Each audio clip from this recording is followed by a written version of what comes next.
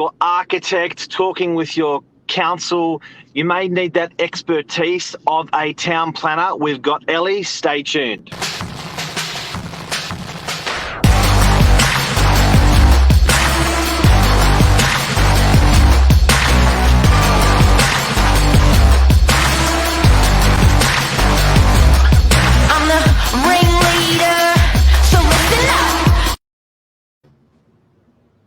Good morning, gents.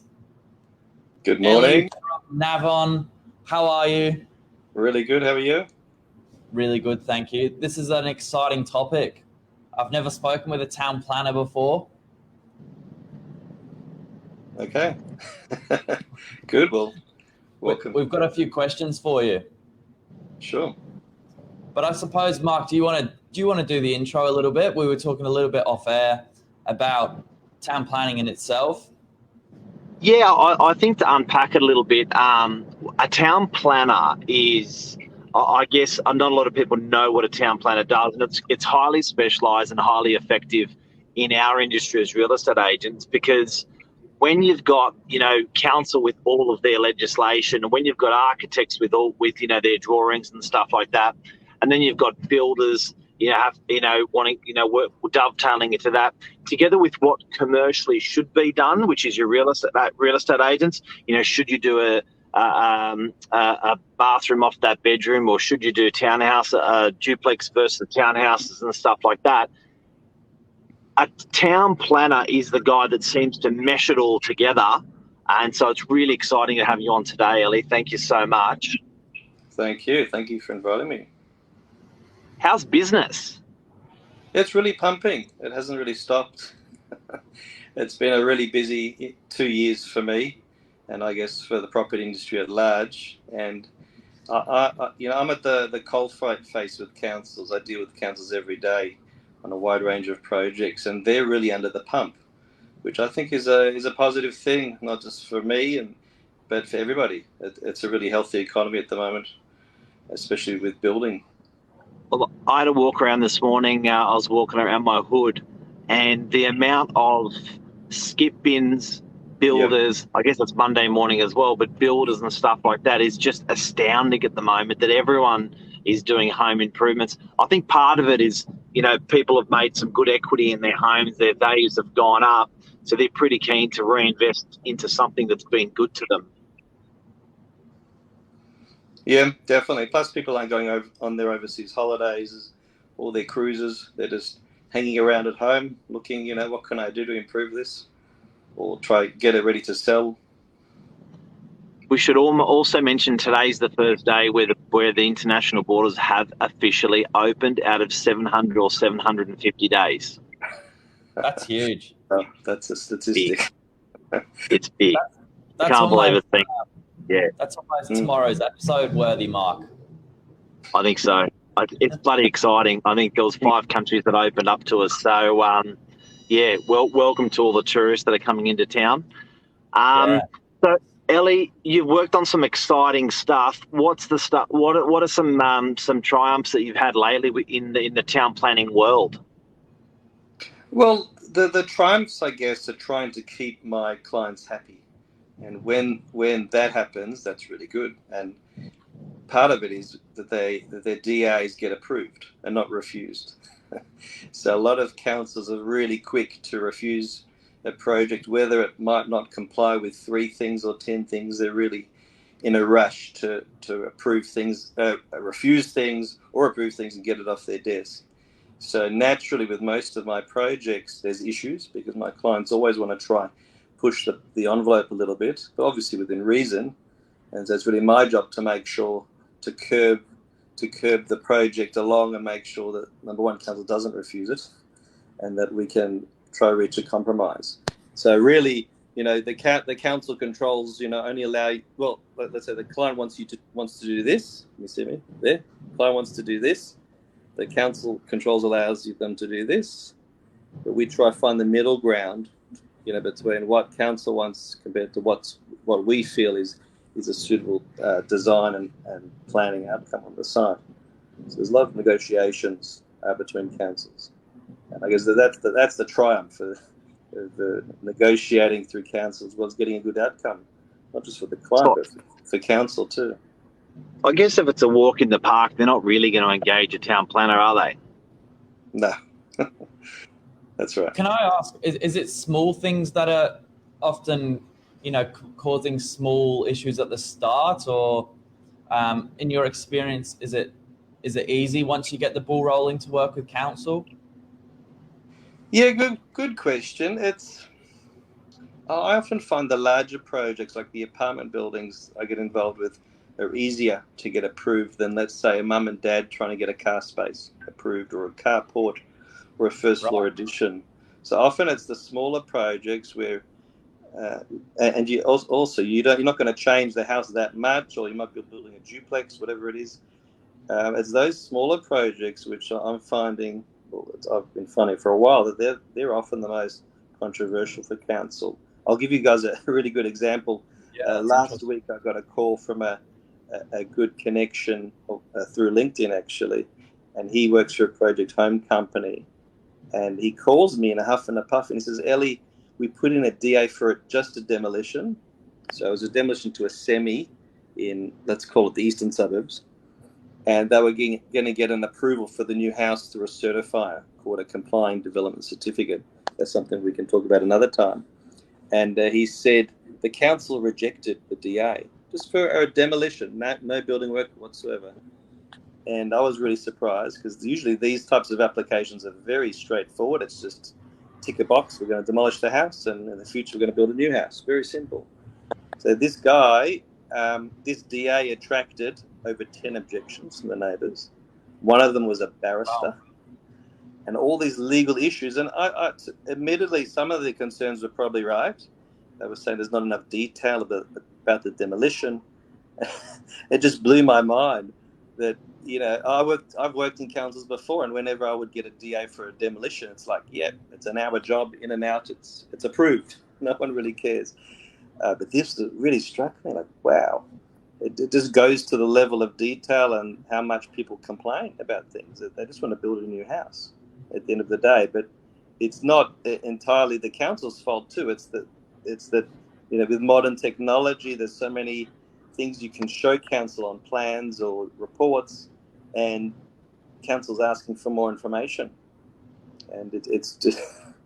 Yeah, wow. So now they've come to me. They've told the client, we're going to get a demolition with a DA, and we're going to get you an approval, let's say, in a few weeks. And we'll start building in a few months. But now everything's changed. They have to lodge a DA for everything, and it could take 6 months before they get a decision. And 6 months of holding costs. Yeah, it's just a mum and dad. We're talking about a mum and dad, not a merit, and not a big developer for a 100-story building. Just a mum and dad trying to, as you were saying before, Mark, people have saved money, and now they want to do something with their property. This is a very simple case of just the system gone wrong, and it's in times like these where, fortunately and unfortunately, you need to hire a town planner to smooth things along for you. So I've got another bit of a two-part question here. Then, is there certain councils that are more difficult to work with? And then I suppose going with that, can you see sort of an undeveloped suburb, in a particular council, and think, alongside a real estate agent, this one might be better for investment than others, just purely on that basis? You can't make any changes in some areas, but others that might be a little bit more flexible. Well, listen, I'm not going to name any councils particularly. I was going to say. I wouldn't do that, but I must. I do have projects in at least 20, 25 councils across Sydney. But I would say, between you and me, don't tell anybody else, they're all bloody difficult. Okay? Yeah. And it's for a whole range of reasons. So I'm not going to name anybody. Really, they're all bloody difficult. But it's a matter of how you get along with them. You can't burn bridges with the council staff. It's, as a Jewish person, we like to say schmoozing. We like to, talk to them, be a good person. And, if you annoy them, if you piss them off, they're not going to treat you nicely, just like in any other relationship or business. So you have to be professional. And that's what I try to do, with every project. So sometimes you have to bite your tongue, but sometimes you might say, well, no, that's wrong. Let's discuss it and come to a solution. I'm not, my clients will tell you I'm not an angry person. I'm not, I'm very laid back, and I think that type of characteristic, people like. You don't want to be aggressive, even though often it's me versus them mentality. But I try smooth the process for everybody. Yeah. So I'm not going to name one particular. People used to say Leichhardt Council, I think, but I think I'll say they're all Pitwater. Pitbull. It depends. I'm not going to name names, but It's all from now, I, now rem- I remember I remember I was with Mr. Triggeroff, and he was saying that that he was getting some developments through there, and he said they were also a difficult one. But I think everyone's got their war stories on probably every council, to be honest. But Ellie, with town planning, obviously there's a lot of practical law to navigate around. But honestly, would you say that belly to belly, good old fashioned conversation would really facilitate and help? Because often I think, in particular when people have made money in a good property market, when people make money, they're normally more litigious. But putting that aside, do you normally find that if you can be belly to belly with your client, with council, with architects, you can segue a better result a little bit or a lot, or how do you find it? Yeah, well, it's relationship building, really. It's a matter of our proposal. We believe is the best. It's going to be the best design, best outcome. We're not going to annoy the neighbours or block their sunlight. So it's a matter of pitching that to council in the most professional way. But at the same time, when you're breaching the planning controls, you need to back that up with solid evidence. Often it involves bringing up court cases and things like that as a precedence. So there's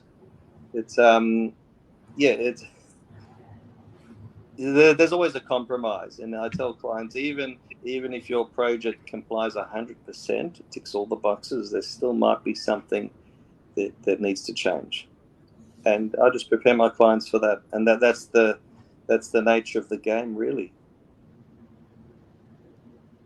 Billy, Mark, this is big stuff. You got another clever question to ask? Another quick fire question. Yeah, I suppose so. If you cannot reach an agreement with council, is there really other way to challenge it, or is that a nail in the coffin? No, there is an ability called the Land Environment Court. If you need to take council to court, there's an option to do that. It is very expensive and tedious and lengthy, but sometimes when push comes to shove, you just have to.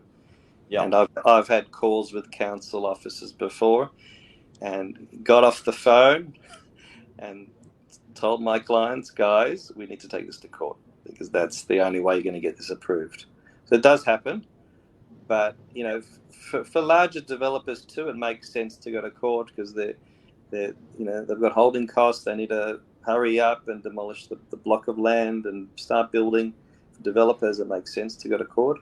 For mums and dads, just want to get their renovation or a car space approved. Often those types of people come to me and say, Ellie, I need to take this to court. And once I explain to them the costs and what's associated with it, they'll say, okay. So in those cases, I tell them, well, why don't we have another crack at it? Let's lodge again a better design, something that's a bit more subtle. But let's try that way. So I always encourage my clients as well as other people to try to have a discussion with council before they need to take it to court. So that I guess the main option is the most obvious option. The other option is sometimes you need to escalate the DA. So in most cases, you're dealing with the junior staff in council, and these days you are dealing with people maybe just come out of uni, so that they're not the ones making the decision. Anyway, they always have a manager who makes the final decision. So if I'm feeling we're not getting any traction from that particular officer, then naturally, we have to escalate it. to the manager. And Ellie, sometimes I feel, and correct me if I'm wrong, but sometimes I feel it's a decision no one wants to put on their shoulders, and the Land Environment Court is sort of like, well, we didn't approve it. Land Environment, it went through Land Environment Court. They improved it. Is that true? Yeah. So sometimes councils also will be hesitant to approve something. Like it might be a childcare centre where there's been 100 objections or 500 objections. I've had projects where they're talking about our project on Facebook pages. But